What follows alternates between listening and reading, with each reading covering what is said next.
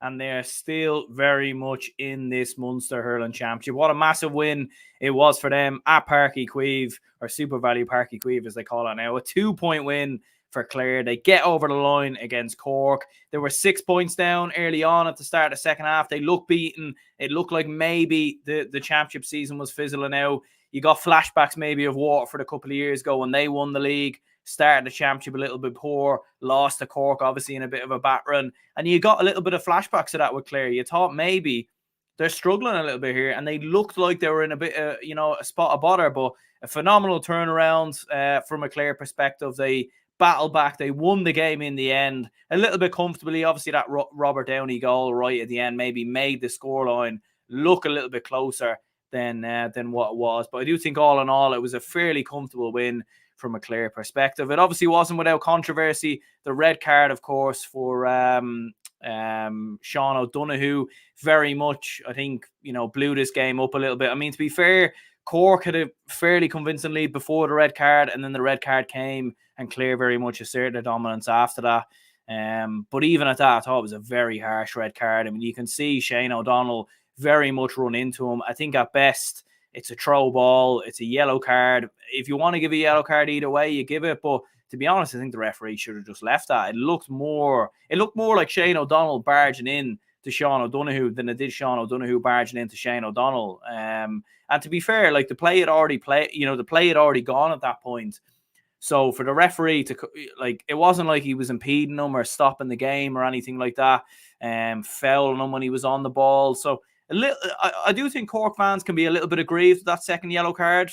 I was watching this game in the pub before before going to the Dublin Offaly game. So I'll be honest, didn't see the first yellow card, but the second yellow I thought was very, very harsh from a Cork perspective, and they can feel very, very aggrieved with that, in fairness. But it's a strange one from Cork, because when they went down to 14 men and Clare were all over them, you really, really did feel like Clare should absolutely batter them here. Like Clare should beat them 10, 15, or well, not 10, 15 points, but they should beat them 6 or 7 points. It should be a very comprehensive result from a Clare perspective. But to be fair to Cork, like they battled into it. Like Patrick Horgan obviously scores that goal from a free, which nobody really saw coming. I think most people expected him to pop that one over the bar. And then obviously right at the end, Robert Downey gets a goal as well. So Cork, even though they went down to 14 men, they did battle. Like they did give this game a go, and they really did make a fist out of it, in fairness. But you have to commend Clare.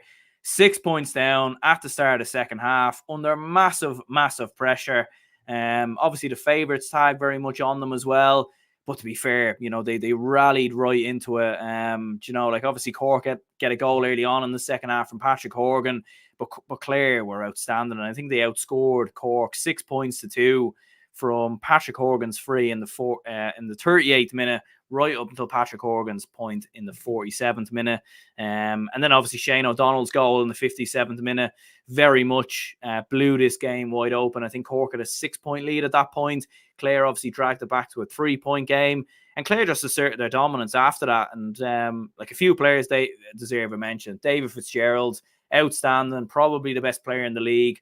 And he was very, very good today. Very, very good today. He obviously gets himself the goal, gets himself back into it, or gets Clare back into it. Scores 1-1 in total. Very impressive performance from him. But I think other players that deserve a mention. Look, Jeremy Ryan was outstanding. He had a very, very good game for Clare. I think Peter Duggan was very, very impressive as well. Mark Rogers 1-5 in total, so another very good performance from him. Aidan McCarthy with 10 points had a very, very good game from a Clare perspective. And yeah, Clare get the win. They get the victory. They get over the line, which is much needed. And I think for Cork, though, like there will be 6 points up, like at the start of the second half. For large parts in that second half, there were 6 points up. And they did throw this game away. Look, fair enough, they went down to 14 men and everything else. And as I said before, this, the red card was a bit of a farce. Like Sean O'Donoghue shouldn't have been sent off. There's no doubt about that. And maybe if he's not sent off, I don't know, maybe Cork get a draw out of this game. Maybe they win it. But it's very, very hard to see Cork return from here. Very, very hard to see them come back from here, because they have Limerick next up. Now, they do have Limerick at home. I previously thought they were playing them away, but they are playing them at home in Pairc Cueve.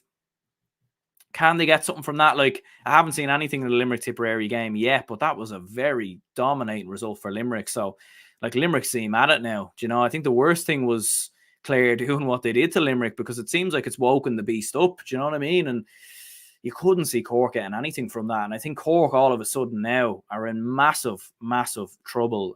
In fairness, like Pat Horgan, he gets a lot of criticism. He gets a lot of hate. But look, he scored 210 today. I don't think he was the problem. I thought he was very good. Alan Connolly with 2 points. Declan Dalton with 4. Seamus Harnedy with 3.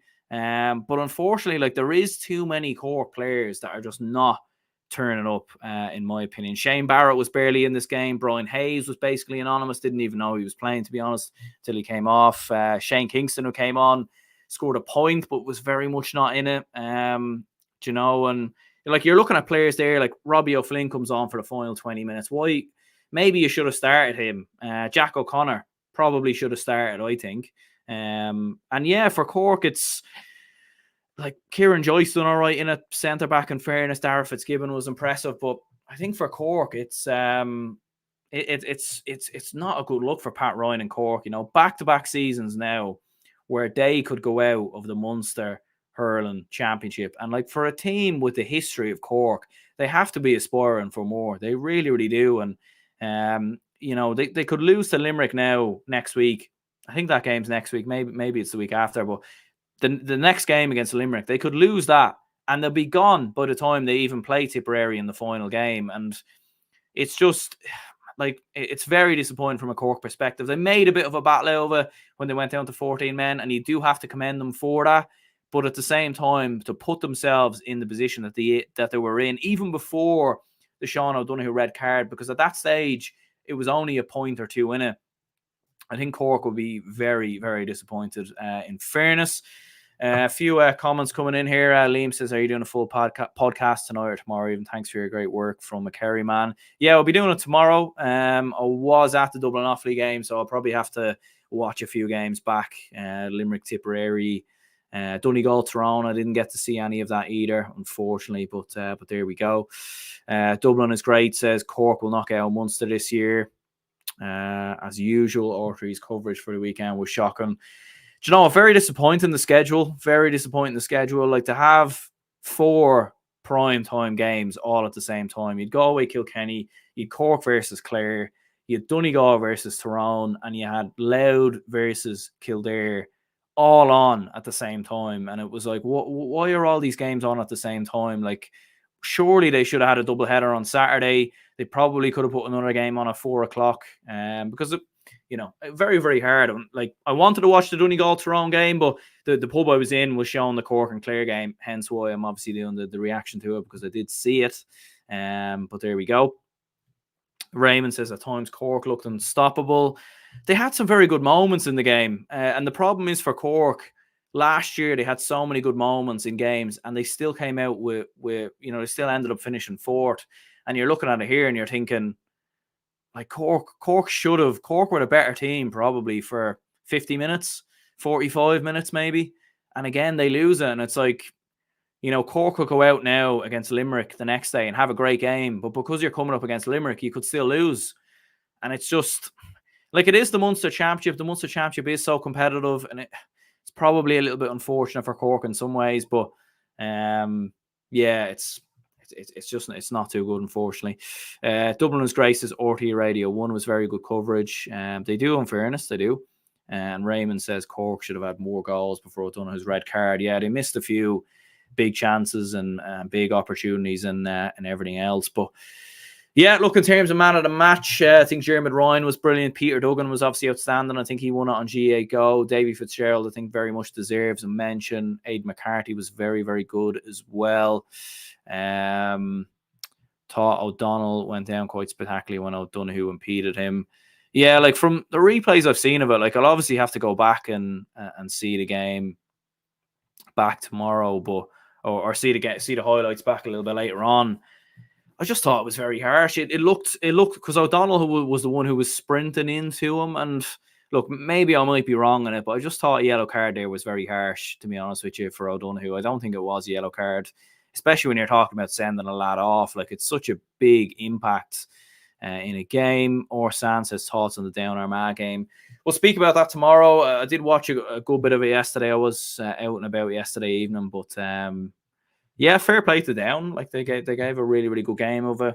Armagh done enough, but weren't particularly great. But look, Armagh got the win, so that's the most important thing. In fairness, we'll be going live a little bit later to review the Donegal Tyrone game. I haven't seen it as of yet, so I'm going to rewatch the game back, and then we'll be live to talk about it and discuss it in more detail. And I will be live tomorrow evening to review all the games in the podcast and everything else. So yeah, stay tuned for that. And yeah, anyone who was at the Clare Cork game or watched the game or whatever, let me know your man of the match. I probably would go with Peter Duggan. In fairness, I would probably agree with GA Go there.